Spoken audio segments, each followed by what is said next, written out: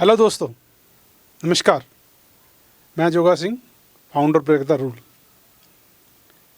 जैसा कि आपको पता है, हमारी किताब को अभी अभी इंग्लैंड की एक संस्था है एपेक इनसाइडर, उसने एक अवार्ड दिया है जिसका नाम है लीगल अवार्ड्स। ये अवार्ड्स जो हैं साउथ एशिया के जो 12-13 देश हैं उनके राइटर्स या कोई भी, नॉट ओनली राइटर, कोई भी किसी भी फील्ड में अगर कोई इनोवेशन का काम करता है, कोई नएपन की बात करता है, कोई नई खोज की बात करता है, तो उसके लिए ये अवार्ड्स हैं। ये अवार्ड कोई बहुत बड़ा अवार्ड नहीं है, लेकिन हमारे लिए ये एक छोटा सा एक उम्मीद की किरण है कि यहाँ से हम अब आगे निकल सकते हैं। बुक के बारे में जो किस्सा मैं जो आपको बताना चाहता हूँ वो ये है कि मेरा एक दोस्त था, मैं नाम तो नहीं लेना चाहता उसका। उसको मैंने एक बार बोला कि आप मेरी किताब को एडिट कर दो छपने से पहले। तो उसने काम शुरू कर दिया। उसने 2-3 चैप्टर पे अच्छा काम किया, उसकी एडिटिंग भी अच्छी थी, बड़े अच्छे सुझाव दिए उसने। और वो काफ़ी विद्वान है, ऐसी बात नहीं है कोई आम आदमी है। वो काफ़ी एक सामाजिक कार्यकर्ता भी है और काफ़ी अच्छा लिखता भी है, सोचता बड़ा अच्छा है। तो लेकिन जब उसने 2-4-5 चैप्टर किए तो उसके बाद उसने हाथ खड़े कर दिए। कहने लगा, जोगा सिंह, इस बुक में कोई ख़ास मुझे बात लगी नहीं, आप एक ही बात को बार बार कहे जा रहे हो। तो मुझे थोड़ा सा दुख तो हुआ। वैसे तो वो सही भी था, क्योंकि किताब में बात एक ही है, उसको नए नए तरीक़ों से बताया गया है।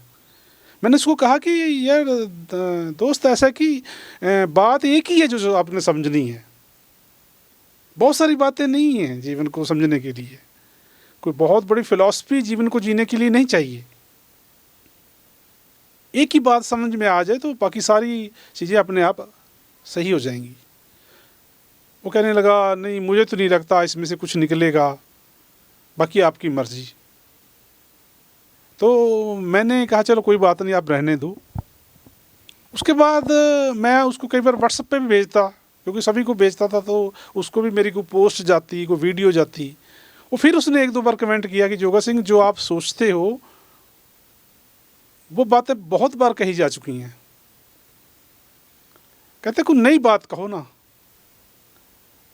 कहते हैं ये जो आप लिख रहे हो, इस फील्ड में बहुत कंपटीशन है और लोग बहुत अच्छा लिख रहे हैं, आप उतना अच्छा नहीं लिख रहे। आप कोई किसी और चीज़ में, कुछ नया, कुछ कैटेगरी में अपना हाथ आजमाओ। तो मैंने सोचा कि मैं और कुछ नया कैसे लिखूं। मैं तो वही लिख सकता हूं जिसमें मैं बड़ा स्ट्रांगली फील करता हूं, जिस फील्ड में मेरी महारत है, मैं तो वही लिख सकता हूं। कुछ और चीज़ में कैसे लिखने लग जाऊं। तो मैं कई बार सोचता भी मैं क्या लिखूं। ऐसी कोई थोड़ी कि कोई आप किसी फील्ड में किसी भी टॉपिक पे आप लिखना शुरू कर दो। आपके कुछ अनुभव होते हैं, आपकी एक पर्सपेक्टिव, एक नज़रिया पैदा होता है ना। वो रातों रात नहीं पैदा हो जाता, आप ना ही पैदा कर सकते। तो मैंने कहा यार, मैं फिर निराशा होती कि ये आदमी झूठ तो बोल नहीं रहा है ना। एक तो विद्वान भी है, पढ़ा लिखा भी है, सामाजिक कार्यकर्ता भी है, नास्तिक भी है, लेकिन मतलब इसकी बात ऐसी हल्के में मुझे नहीं लेनी चाहिए। और फिर उसकी बात मुझे इसलिए भी सही लगती क्योंकि मैं जितना भी मैंने पिछले 10 साल में लिखा है, उस तरह का रिस्पॉन्स मुझे नहीं मिला जैसा मिलना चाहिए था। लोगों ने उस तरह की ब्रेक द रूल को अप्रूवल नहीं दी। लोग कहते हैं हमेशा ब्रेक द रूल नहीं, मेक द रूल होना चाहिए। तो मैं उनको कहता कि कितने रूल चाहिए आपको, मेक द रूल कर के कितने रूल चाहिए। हज़ारों लाखों रूल तो आपकी ज़िंदगी में हैं, और आप कौन सा रूल मानते हो। भ्रष्टाचार यहाँ अनंत है, शोषण यहाँ अनंत है, ठगी यहाँ अनंत है, हिंसा यहाँ अनंत है ना, सांप्रदायिकता यहाँ अनंत है, भुखमरी यहाँ अनंत है। तो आप कौन सा रूल मान रहे हो। मतलब आप कोई रूल मान भी नहीं रहे और फिर कहोगे कि ब्रेक द रूल नहीं। ये ठीक नहीं है, ये जचता नहीं है। ये समाज के लिए ठीक नहीं है। तो बहुत कम रिस्पॉन्स, और जिस पोस्ट में फेसबुक में मैं ब्रेक द रूल की लाइन डाल देता एक भी, उस पर तो 20 ही लाइक आते थे। मैं सोचता ये मेरे इतने दोस्त जो नास्तिक हैं ये कहाँ गायब हो जाते हैं, इनको भी मेरी बात समझ नहीं आती। लेकिन मैं लगा रहा, पता नहीं क्या सोचकर मैंने वो किताब जो है, जो हिंदी की बुक थी हमारी, वो अमेज़ॉन पर पड़ी थी। उसमें भी क्या हुआ, एक बार दो तीन कॉपी 4-5 भी रोज़ बिकने लग गई। लेकिन दिक्कत ये आई कि मान लो 100 आदमी ने खरीदी है, तो उसमें से 10 लोग भी अगर नेगेटिव फीडबैक देते हैं तो अमेज़ॉन उस किताब को कम दिखाना शुरू कर देता है। और मेरे साथ भी ऐसे ही हुआ, कई लोग नेगेटिव फीडबैक देते तो अमेज़ॉन मुझे बताता कि ये बहुत सीरियस नेगेटिव फीडबैक आई है, और धीरे धीरे क्या हुआ, अमेज़ॉन ने मेरी बुक कम दिखानी शुरू कर दी और बुक बिकनी बिल्कुल बंद हो गई। देखिए कैसे कोई अच्छी चीज़ भी दम तोड़ देती है।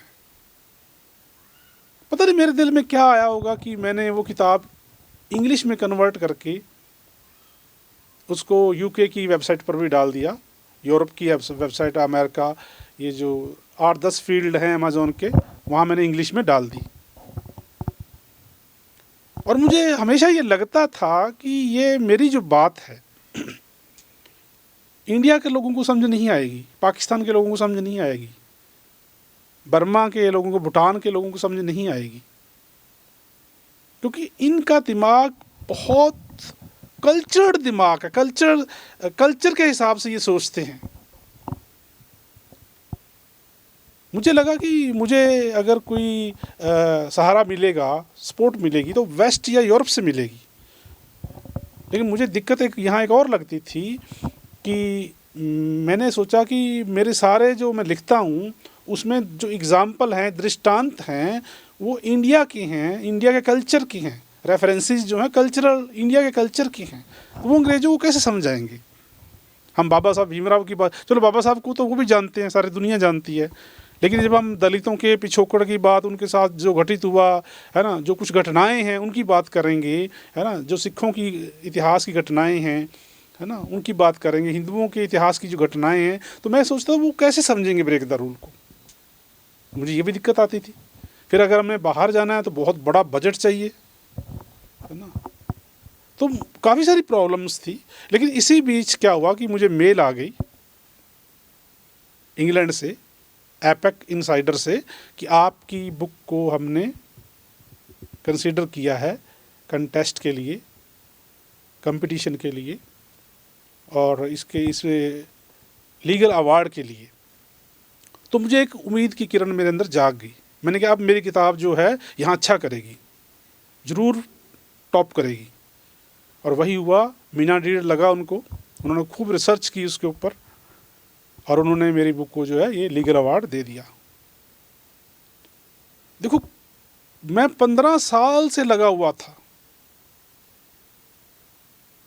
और जहाँ से मुझे उम्मीद थी वहाँ से कामयाबी नहीं मिली, कामयाबी कहीं और से मिली जहाँ उम्मीद ही नहीं थी।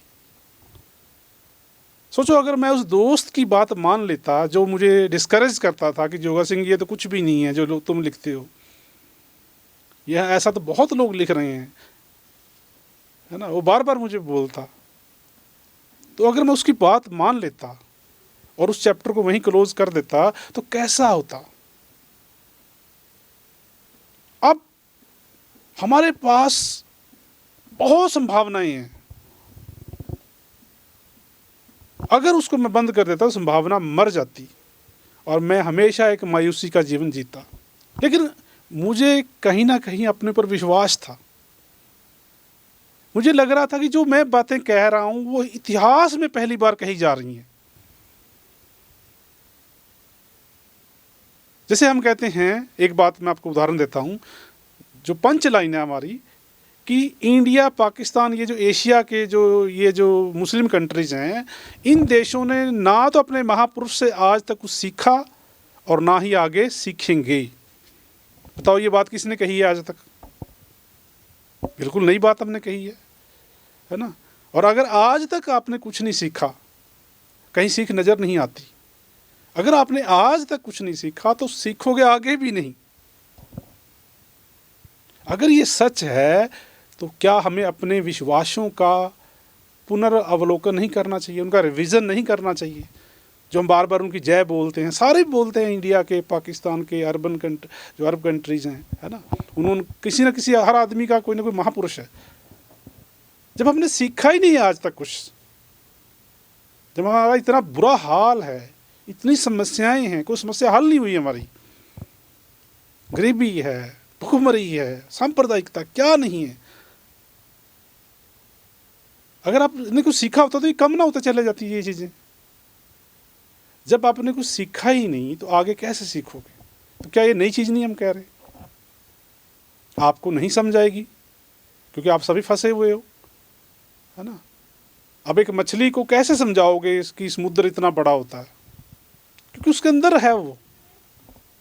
ऐसे आपको हम नहीं समझा पा रहे कि आपने महापुरुषों से कुछ नहीं सीखा आज तक, और सीखोगे आगे भी नहीं।